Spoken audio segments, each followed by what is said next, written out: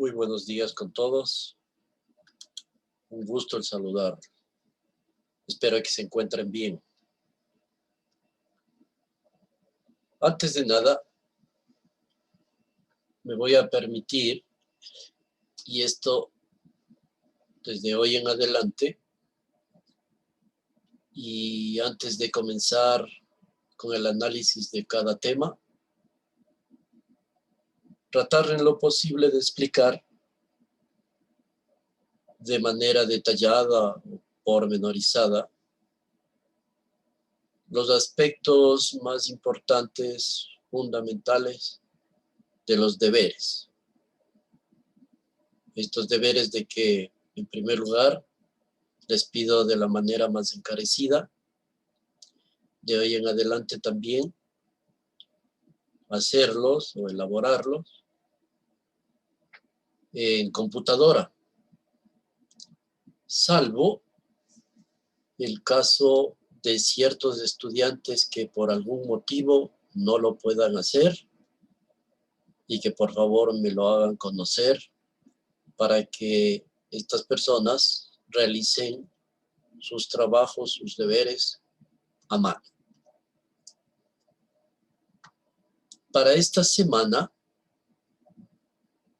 debe realizar, tal cual lo dice en la planificación, los cuestionarios, las preguntas, no son cuestionarios, las preguntas que se encuentran en su texto en las páginas 105 y 109. Aparte de eso,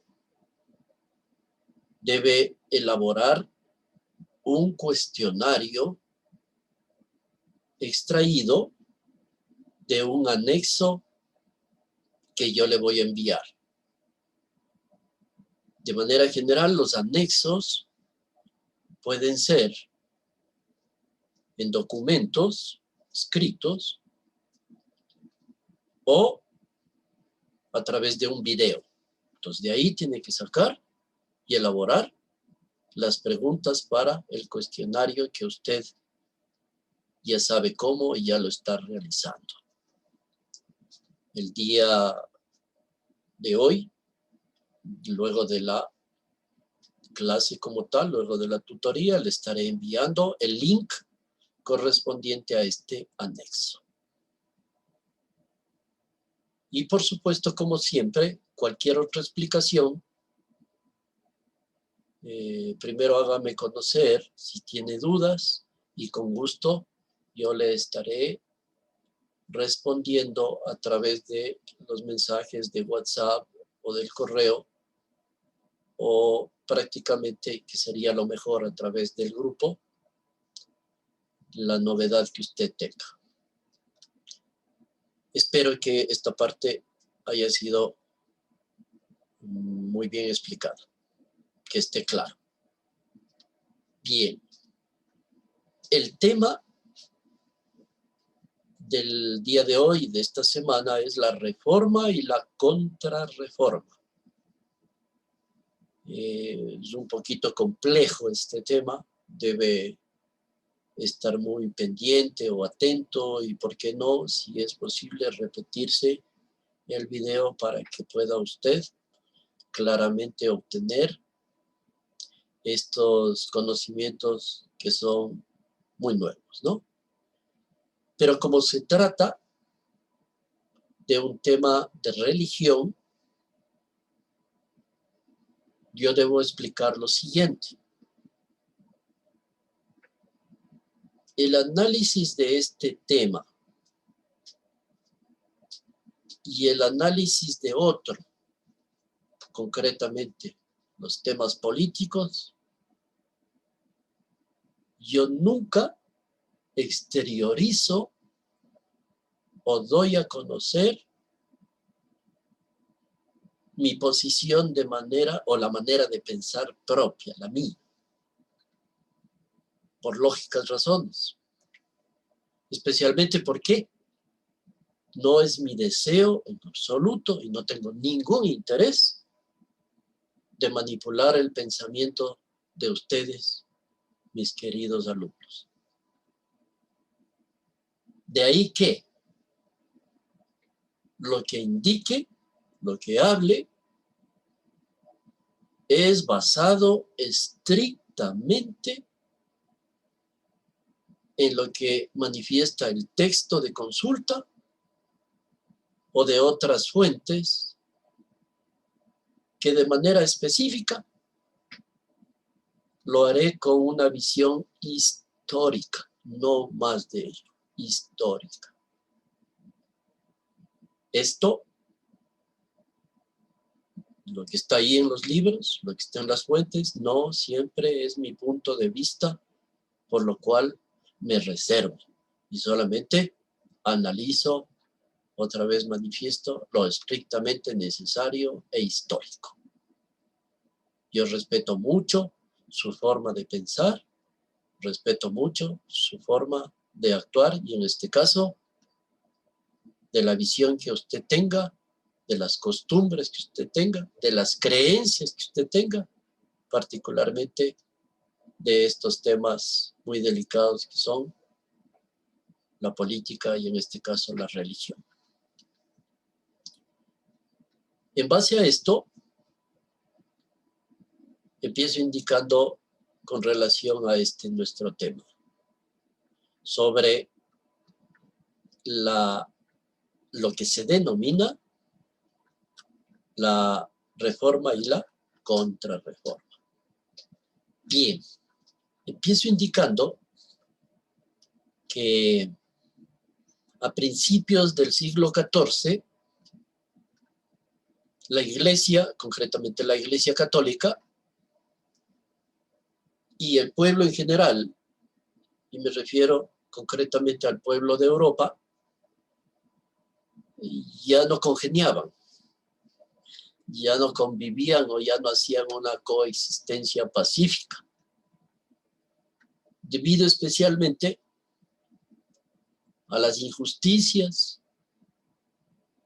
que de parte del clero se impartían. Esto causó que la Iglesia se empiece a reformar. Le estoy dando antecedentes macros, generales, ¿no? Y luego vamos poco a poco y en base al tiempo a ir desarrollando este tema. El problema en sí se iniciaría o estallaría, si quiere, en Alemania. Le cuento que no muchos se atrevían a rebelarse y a decir qué pensaban y qué creían como actos diferentes a la Iglesia, como formas de pensar diferentes a la Iglesia. Era prácticamente un suicidio el pensar y actuar de la manera que la Iglesia lo dictaminaba. Irse en contra de ello, ¿no? Todo empieza con un clero, con un sacerdote, con un miembro del clero, llamado Martín Lutero. Era un monje letrado, es decir, preparado, ¿no? Estudiado, que en ese tiempo, y debido a la aparición, a la invención de la imprenta, tuvo la posibilidad de leer muchos textos relacionados a filosofía y específicamente a la religión. Y con suma particularidad a leer la Biblia, a estudiarla como tal. Este señor, Lutero, empezó a viajar por muchos lares, por muchos lugares, y entre estos tiene la posibilidad de visitar el papado, el sitio donde se radica el Papa, ¿no? En Roma. ahí es cuando empieza a darse cuenta de cómo la Iglesia Católica tenía ciertos actos que iban en contra de su forma de pensar y los mismos que iban en contra de la gente o del pueblo. Por ejemplo, un acto que era una especie de costumbre dentro de la religión católica era que vendían el perdón, es decir, la venta de indulgencias, ¿no? Y por supuesto, le daba el sacerdote el perdón a alguien a cambio de dinero. Bien, asimismo, al percatarse de que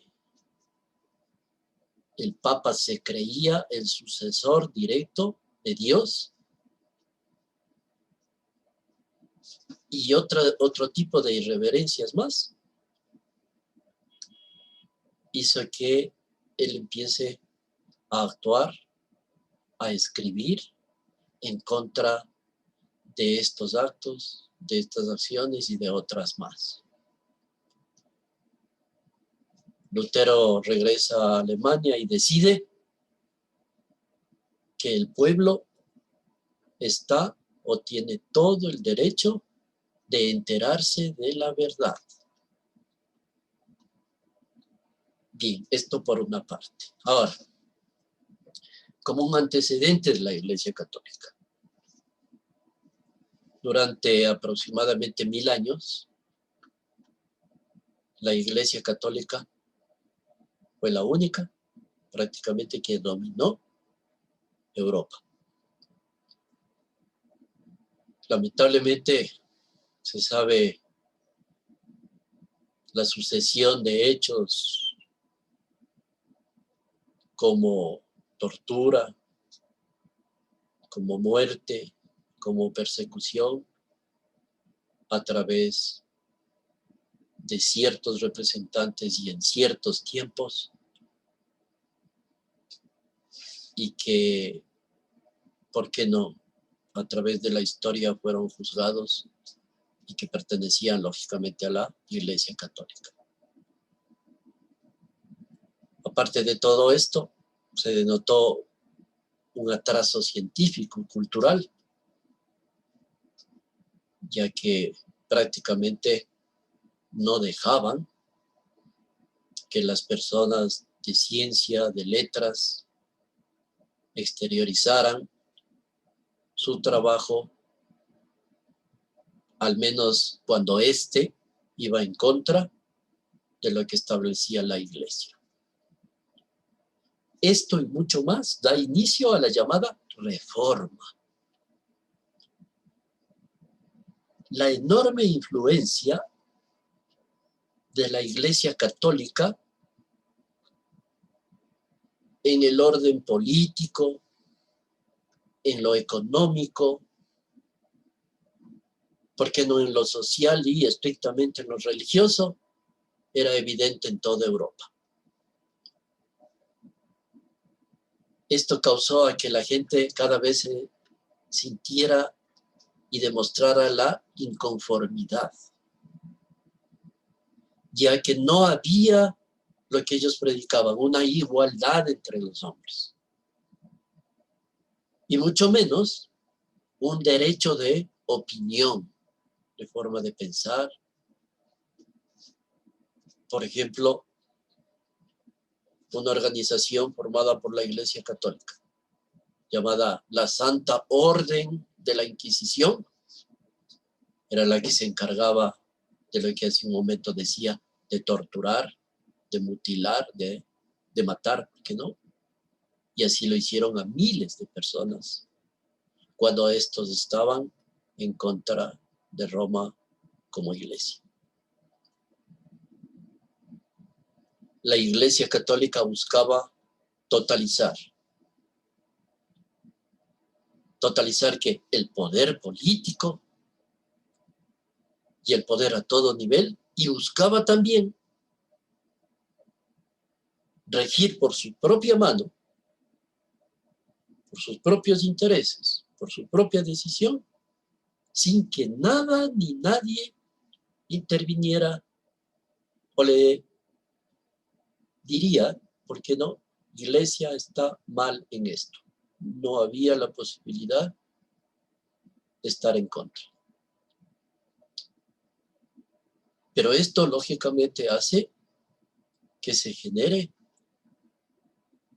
un movimiento de rebelión en contra de estas actitudes.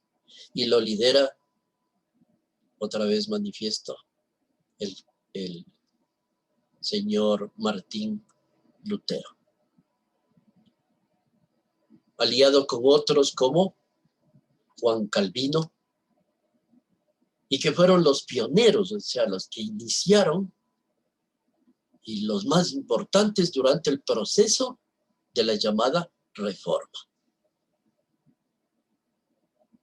Estos dan un giro a toda la iglesia, cambiando por completo la forma de pensar. En ese tiempo, el sistema reinante, me refiero al sistema político-económico, era el llamado feudalismo,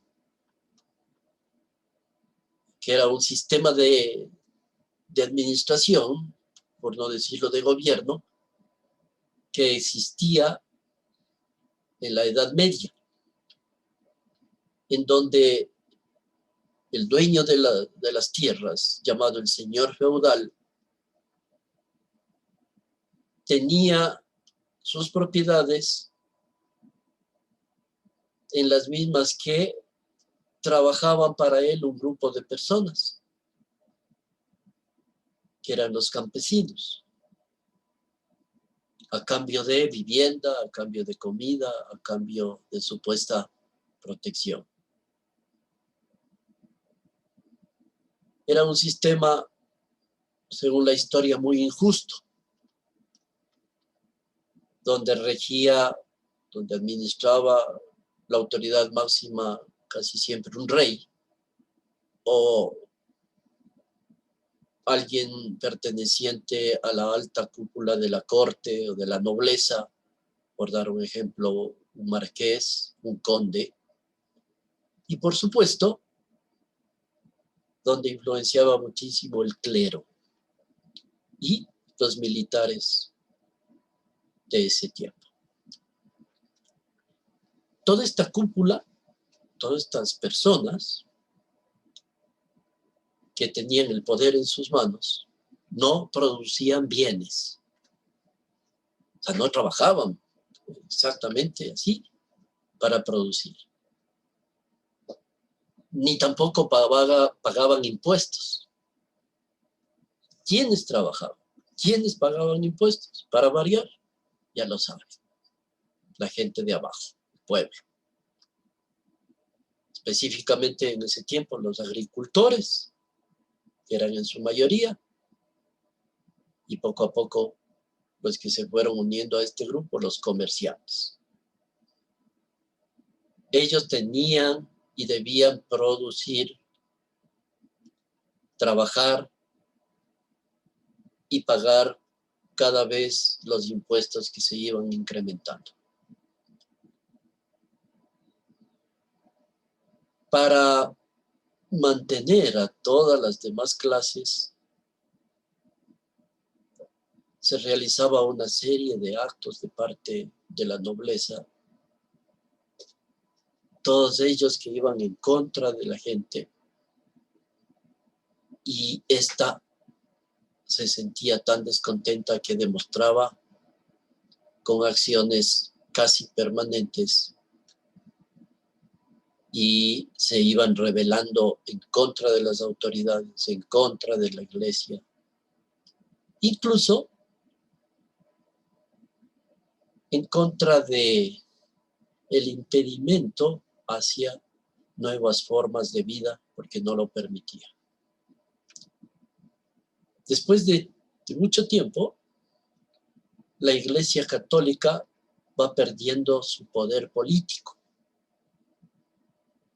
Y también, ¿por qué no?, el poder económico y social. Manifiesto otra vez, debido a la invención, al invento, ¿no?, de la imprenta, se empezaron a publicar muchos libros. Estos antes de la imprenta, estaba monopolizado por la Iglesia Católica, porque la reproducción de los libros se lo hacía a mano. Y como demoraba mucho y como costaba mucho, estos libros, estos textos, de ninguna manera iban a manos de gente que no estaba dentro de esa clase pudiente, ¿sí? Al margen que gran parte no sabía leer y escribir, ¿no? Me refiero a personas del pueblo llano, del pueblo común. El proceso de estos libros entonces eran manuales antes, ¿no? Y luego se fue poco a poco haciendo a través de la imprenta mayores cantidades, mayores volúmenes y el acceso a mayor cantidad de gente, ¿no? Muchos de ellos pertenecientes al pueblo. Los autores clásicos, me refiero a los libros, especialmente autores griegos y autores romanos, de esos dos pueblos que dieron mucho a la humanidad, estaban literalmente prohibidos. Autores como, me refiero a griegos, Aristóteles, Platón, Séneca, Pitágoras, Homero, Ptolomeo, eran muy desconocidos por lo que les acabo de manifestar. Y aparte de eso, la Iglesia consideraba que eran textos paganos, que no se debían de ninguna manera dar a conocer a la gente. Decían que de ellos no sale nada bueno. Y cuando ya se da la publicación a través de la imprenta, estos clásicos ya empiezan a divulgarse, y dentro de ellos también el trabajo de Martín Lutero, de Juan Calvino, a tal grado que inundaron, si me permite el término, Europa, ¿no? Así se da paso al llamado humanismo, que es una etapa relevante, importante dentro de la historia de la humanidad. ¿Qué hace esto? El humanismo no hace sino poner al hombre, poner a la naturaleza como centro de la misma. Es decir, el hombre como parte fundamental, importantísima de la naturaleza. Y por supuesto, a la razón, a la forma de pensar del hombre se le dio mucha importancia. Un dato adicional, en este periodo que le estoy comentando, aparece, y mire, como coincidencia, ahora estamos viviendo otra, me refiero, aparece una pandemia llamada la peste negra o peste bubónica. Esta azotó Europa, y hablo específicamente por los años 1370. En 10 años, escúcheme, en 10 años mató a la población, a la tercera parte de la población europea, ya que esta enfermedad se propagó con muchísima rapidez, y esto ya que no se contaba con avances en el campo médico. El ser humano solo podía confiar en su propio sistema inmunológico para defenderse. Defenderse del ataque, en este caso, de virus, de bacterias. En conclusión, tenemos que durante todo lo que gobernó, todo el gobierno, la administración de la Iglesia Católica, a mediados de los siglos XIV, XV, no hubo mayor progreso en Europa debido, lamentablemente, a la influencia de la Iglesia Católica. A partir de esas épocas, Lutero logró cambiar la historia. Lutero fue una persona que se atrevió a través de sus tesis, a través de sus escritos, se atrevió a ir en contra de lo establecido e impulsó más bien la llamada reforma de la Iglesia Católica Romana. Este tratadista, Lutero me refiero, quería descifrar a través de las Sagradas Escrituras la relación entre Dios y los hombres. Según la Iglesia Católica, Dios se dirigía a los hombres, ¿no? A través del Papa en Roma. O sea, era el vector, él era el emisario directo del Creador. Y también el Papa se dirigía a los hombres a través de los representantes como los sacerdotes, como los obispos. Así formó una nueva iglesia y dio comienzo a la Reforma Protestante, la cual empezó a causar muchos conflictos en esa época. Dado el caso de que muchas personas que apoyaron a Lutero serían perseguidos,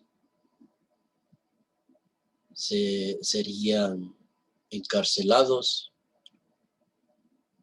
y lógicamente tuvieron que pasar una cantidad de años hasta cuando tengan esa libertad de acción. Lutero pensaba que lo más importante era la buena fe en Dios. Repito, lo más importante era la buena fe en Dios. No importaba en sí las buenas obras para la salvación vista desde la iglesia como tal, sino estrictamente o muy adentro la forma de ver las cosas frente a los mandatos divinos.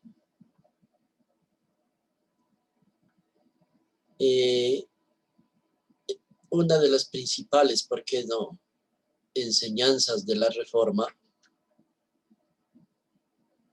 fue el estar en contra de comprar, de adquirir la salvación a través de una cantidad de dinero determinado. Es decir, de que si yo cometo algo llamado hoy pecado, podía a través del dinero el borrar de mi conciencia, el borrar de mi historial ese pecado, esa mala acción, pagando para ello a un sacerdote, a la iglesia en sí, y borrón y cuenta nueva, ¿no? Bien, no sé cómo lo piensen, sería alguna ocasión de realizar un análisis un poco más detallado de lo que estoy haciendo en este momento. Pero todo dejo a su criterio por respeto. El detonante de la reforma, es decir, el por qué para que se inicie esta reforma, entonces fue el comercio de indulgencias, lo que les acabo de comentar. los beneficios de esto, o sea, lo recaudado de esto, supuestamente iba a ser destinado a la construcción de una iglesia, la Basílica de San Pedro en Roma. Pero al margen de esto, se dio lo primero, lo que les indico, pero también una cantidad bastante considerable de dinero se iba para mantener la vida lujosa o el estilo de lujo que el Papa y sus más allegados lo tenían. Entonces, esto era algo que Lutero ni compartía, ni estaba lógicamente de acuerdo, ni propugnaba a que se siga manteniendo. Todo lo contrario, esto contrarió no solamente a él, sino a la gente que empezó a conocer de este estilo de vida y empezaron las acciones, las demostraciones de que tenía que cambiar necesariamente esto. Bien, hay algo importante que se debe mencionar. No era la intención de Lutero entrar en conflicto con el Papa, según la historia comenta. Ni mucho menos entrar en litigio con la Iglesia. Pero en ese tiempo el Papa Leo X siguió manteniendo su criterio, su forma de vida, no le pareció prácticamente lo que Lutero comentaba, incluso fue declarado no sé si una persona que estaba siempre en contra de la iglesia y que debía estar fuera de la orden, que pertenecía como clérigo y tarde o temprano tuvo que dejarla Lutero esto, ¿no? Y él por su cuenta y a través también de estas presiones tuvo que salir de la forma de vida establecido para los monjes católicos. Así huyó y con el apoyo de ciertas personas que tenían condiciones económicas buenas, pudo mantenerse y realizar poco a poco su manera de pensar, sus textos y su nueva forma de vida, la misma que exteriorizó ya al mundo a través de libros, ¿no? Bien. En definitiva, la Iglesia no aceptó todo lo que Lutero escribió. Las enseñanzas de Lutero se propagaron, eso sí, rápidamente a través del continente y después a través del mundo. ¿Qué es lo que en concreto manifiesta la reforma? Gracias a gente como estos señores, Lutero, Calvino, que se atrevieron a destacar los aspectos negativos de una iglesia que era dueña de la mayor parte de la riqueza en el mundo. Se inició entonces una época de cambios rotundos. Y como hace un poco de minutos decía, sale desde Alemania y se reparte esta filosofía, esta manera de pensar a través de los libros y a través de la acción de personas que como Lutero iban predicando el nuevo cambio que debía hacer o debía practicarse en todas las poblaciones. Bien, en estos tiempos también, y gracias a estas ideas, los políticos, los religiosos, empezaron también a cambiar y a dar mayor importancia a estas nuevas ideas extraídas de la obra de Lutero, de Calvino.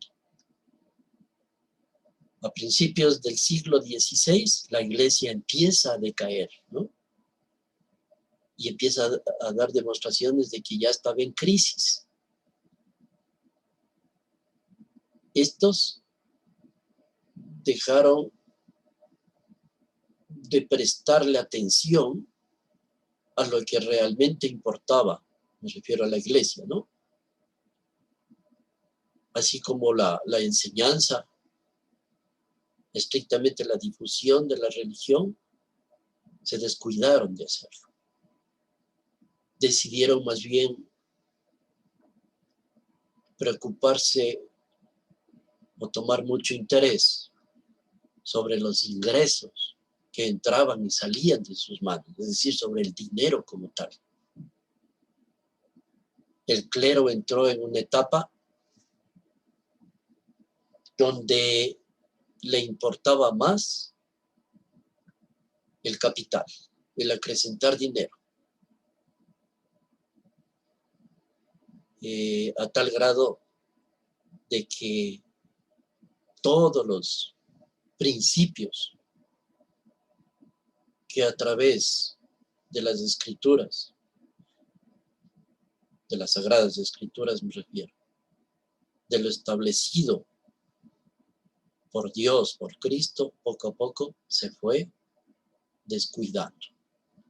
El pueblo prácticamente no recibía de parte de la iglesia lo que por tradición se lo había hecho. Bien, llegando así a poseer la iglesia la tercera parte de las tierras, es decir, una tercera parte estaba en manos de la iglesia. El principal culpable de la decadencia de la iglesia entonces fue dictaminado como este papa ingratamente recordado, León X, que en ese entonces estaba como la persona que tenía mayor autoridad dentro de esta institución, la iglesia. Aparte de eso, tantos excesos, se llegó a detectar tantas faltas a la moral y por supuesto a la manera en que el clero dejó de atender a los verdaderos propósitos de la religión. Empezaron a despertar críticas y estas, en base a la insistencia de la sociedad, se fue dando poco a poco los cambios y por eso se llama la reforma. En definitiva, Lutero consiguió su objetivo y este fue y sigue siendo recordado como el gran reformador. La reforma como una manera nueva de comportamiento, entonces ya no se dio solamente en Alemania, sino se trasladó esto a todos los confines de la tierra. Bien, en esta parte, y por falta de tiempo, quiero recomendarles que al menos si les ha interesado nuestro tema, que si bien es cierto, como decía en un principio, no es muy fácil de comprenderlo.